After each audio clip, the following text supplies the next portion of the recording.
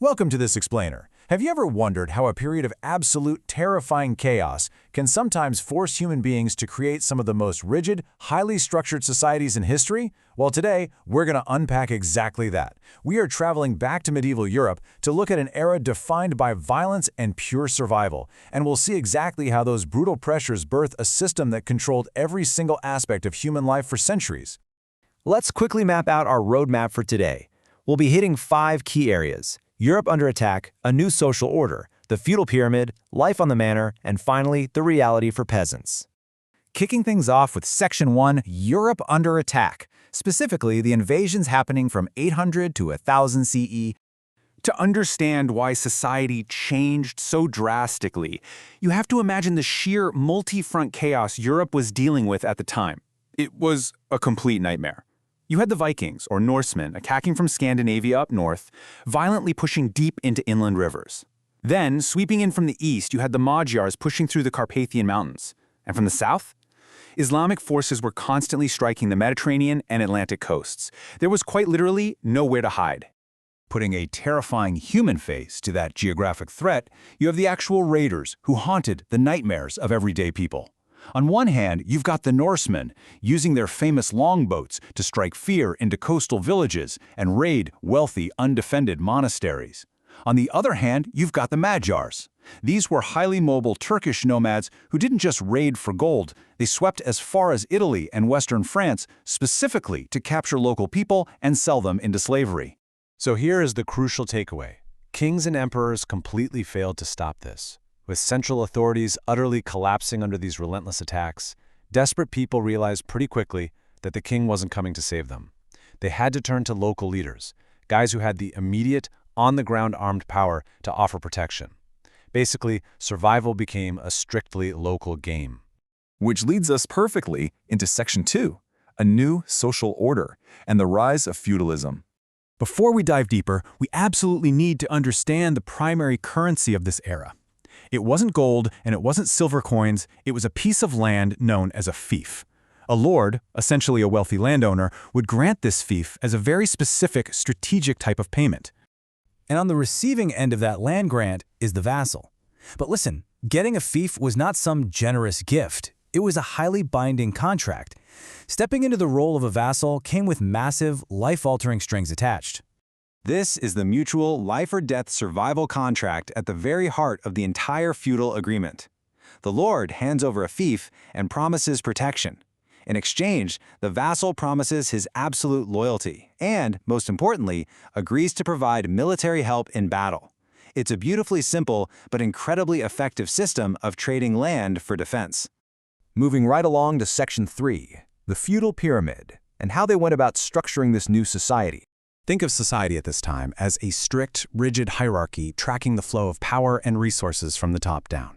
At the very top is the king, who theoretically owned all the land. He grants massive fiefs to rich lords and nobles. Those lords then turn around and grant smaller pieces of land to professional soldiers on horseback, the knights. And then at the massive, wide base of this whole pyramid, you have the peasants, who are working the dirt to feed absolutely everyone above them just to get some shelter and protection. Because of this intense structure, medieval writers actually categorized their society into 3 completely inescapable groups, a real medieval rule of 3. You were either born to be among those who fought, those who prayed, or those who worked. And the people who worked, the peasants, they formed by far the largest demographic, anchoring the entire system. Let's see how this played out locally in Section 4, life on the manor, the actual economic engine of the time. The lord's estate, known as the manor, was the absolute center of economic and social life. These were incredibly isolated micro-universes. A typical manor consisted of the lord's house, a church, some workshops, and a village of maybe just 15 to 30 peasant families. It was so contained that most peasants rarely traveled more than a few miles from their homes for their entire lives. Honestly, it's kind of wild to think about today. The overarching goal of the manor was absolute self-sufficiency. They had to produce almost everything they needed right there on site, from the crops they ate to the cloth they wore. Why? Well, because of those Viking and Magyar raids we talked about. Relying on outside trade or traveling merchants was simply way too dangerous. Staying completely self-contained wasn't a choice. It was a direct, pragmatic response to a terrifying world. Which brings us to our final stop, Section 5, the reality for peasants at the very bottom of the pyramid.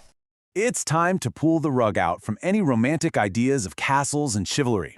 You had the wealthy, armed lord possessing immense control over his lands, directly contrasted with the inescapable daily toil of the peasants in the fields. And for the vast majority of peasants, known as serfs, this wasn't just a tough job. They were lawfully tied to the very land they were born on.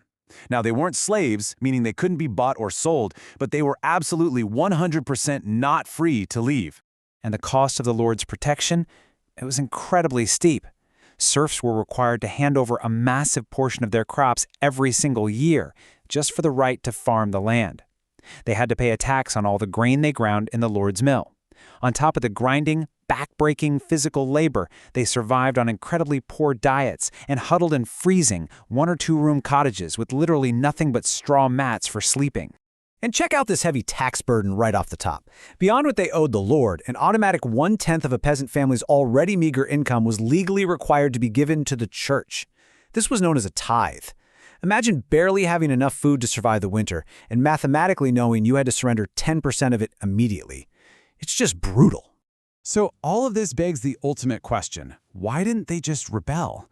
Well, we'll leave you with this really powerful thought from our source material. It states, they believed that God had set their place in society. It's a haunting psychological insight, right? The rigid structure of feudalism survived, not just because of the heavy swords of the knights, but because the people at the very bottom accepted their endless toil as part of a divine plan. It really forces us to ask ourselves, what deeply ingrained beliefs in our own modern society currently keep our social structures locked in place? Thank you so much for joining me on this explainer. I hope this helps you see medieval Europe in a whole new, unromanticized light. Keep questioning and keep learning.